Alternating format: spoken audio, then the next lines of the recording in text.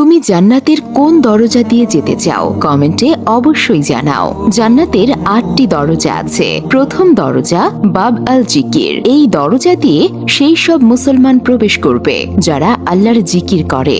দ্বিতীয় দরজা বাব আল ইমান। এই দরজা দিয়ে সেই সব মুসলমান প্রবেশ করবে যাদের আল্লাহর উপর প্রকৃত ইমান আছে। তৃতীয় দরজা বাব আল কাজিমিন। এই দরজা দিয়ে সেই সব মুসলমান প্রবেশ করবে যারা রাগকে নিয়ন্ত্রণ করতে পারে এবং অন্যদের ক্ষমা করে। চতুর্থ দরজা আল হজ। এই দরজা দিয়ে সেই সব মুসলমান প্রবেশ করবে যারা আল্লাহর সন্তুষ্টির জন্য হজ করেছে। পঞ্চম দরজা আল রায়ান। এই দরজা দিয়ে সেই সব মুসলমান প্রবেশ করবে যারা আল্লাহর জন্য রোজা রাখে।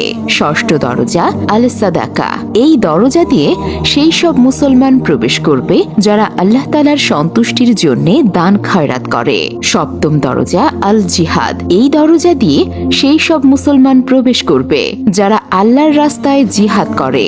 অষ্টম দরজা আল সালাত। এই দরজা দিয়ে সেই সব মুসলমান প্রবেশ করবে যারা নামাজের ব্যাপারে নিয়মিত ছিল।